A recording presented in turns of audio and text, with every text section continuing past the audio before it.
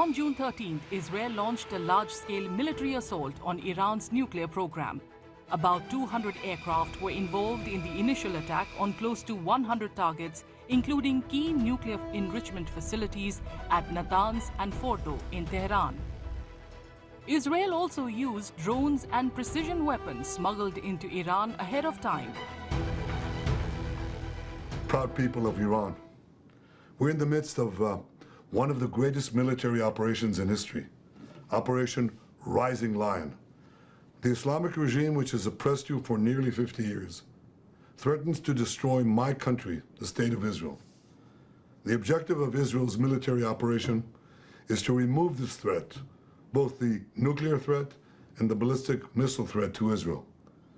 And as we achieve our objectives, we're also clearing the path for you to achieve your objective, which is freedom.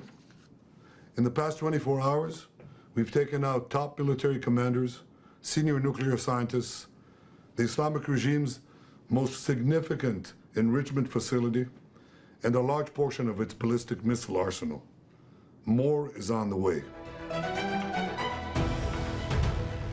Israel claimed to have killed 9 senior Iranian scientists and several top generals in the 2 days following its initial strikes.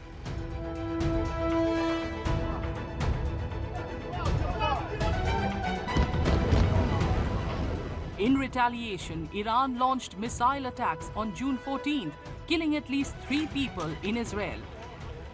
By June 15th, a second wave of Iranian missiles was fired towards Israel, with an explosion also reported in Tehran. Iran's UN ambassador said 78 people were killed and over 320 wounded in the Israeli airstrikes. In a strong statement, Supreme Leader Ayatollah Khamenei vowed severe punishment for the attacks. مطلبی که مایل بودم با ملت عزیزمون در میان بذارم اینه که رژیم صهیونیستی اشتباه بزرگی کرد، خطای بزرگی کرد،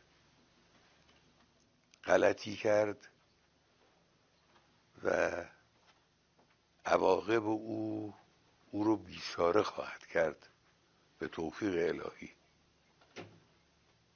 ملت ایران از خون شهدای گرانقدر نخواهد گذشت. از تجاوز با آسمان کشورش صرف نظر نخواهد کرد. نیروهای مسلح ما آماده هستند و مسئولین کشور و همه آحاد مردم پشت سر نیروهای مسلحند. On June 22nd, US President Donald Trump confirmed that the US military had directly joined Israel's air campaign, striking 3 Iranian nuclear sites. According to US and Israeli officials, stealth bombers and 30,000-pound bunker buster bombs were deployed to target deeply buried facilities. The strikes followed over a week of Israeli operations aimed at dismantling Iran's air defenses and missile capabilities. A day later, on June 23rd, Iran responded with missile strikes on US bases in Qatar and Iran, hitting the Al Udeid air base and triggering air raid sirens and interceptor fire in Doha. Israel defends itself. By defending itself, actually, it's solving a threat or solving a problem that the region had and the world had. And therefore, of course, it's a concern of the United States as well. And the 2 leaders are going to continue talking about that to see what are the best options going forward. Israel will take all the measures it needs in order to defend itself, and we are grateful to the United States for backing us up. On June 24th, Israel and Iran accepted a ceasefire deal proposed by US President Trump, ending 12 days of warfare. But not before a final barrage.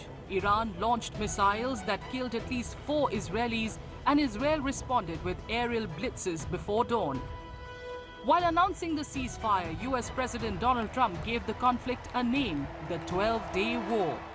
President Trump condemned the ceasefire violations by both Iran and Israel and voiced disappointment over the continued attacks despite the truce.